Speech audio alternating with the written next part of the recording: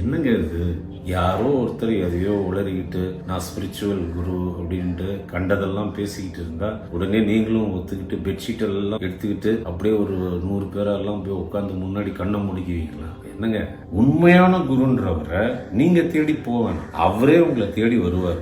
உங்களோட மீட்டிங் தானா நடக்கும். இப்படி டிவியில அட்வர்டைஸ்மெண்ட் கொடுத்துக்கிட்டு மைக்கெல்லாம் இப்படி வச்சுக்கிட்டு நான் உங்களுக்கு மெடிடேஷன் சொல்லித்தரேன், அது சொல்லித்தரேன், இப்படி எல்லாம். ஃபோர்மோஸ்ட் திங் என்னன்னா, உண்மையான குரு தன்னை வெளிப்படுத்திக்கவே மாட்டார். என்னங்க நீங்க அவ்வளோ காஞ்சி போய் கிடக்குறீங்க தியானம் பண்றதுக்கு? ஃபர்ஸ்ட் உங்களுக்கு நான் ஒன்னு சொல்றேன், மெடிடேஷன் தியானம் அதுதான் உலகத்திலேயே ஈஸியான விஷயம். உலகத்துல இருக்கிற எல்லா மதங்களும் போதிக்கிறது கடவுள் உங்களுக்குள்ள இருக்கான்றது தான். உலகத்திலே ஈஸியான விஷயம் அப்படின்னா நம்ம ஈகோ தன்னால ஒத்துக்குமா? அதுக்கு நீங்க கஷ்டப்படணும், அதுக்கு இது பண்ணணும், உருளணும், பொருளணும், அப்படியே அப்படி மந்திரம் சொல்லணும், இதுதான் அப்படின்னு உங்க மனசு சொல்றதுதான் எல்லாம். இருக்கிறதுல ஈஸி புத்தரோட டெக்னிக் தாங்க. ஜஸ்ட் இங்க இது பாருங்க, நாஸ்ட்ரில் சொல்லுவோம், காத்து போற இடம் சொல்லுவோம் நம்ம, அதுல உங்க நினைப்பை வைங்க. நீங்க மூச்சு இழுக்கிறது மூச்சு விடுறதெல்லாம் பத்தி கவலைப்படாதீங்க, அது தன்னால நடக்கும். நடுவுல வேற ஏதாவது நினைப்பு வந்தாலும் அதை அவாய்ட் பண்றதுக்கெல்லாம்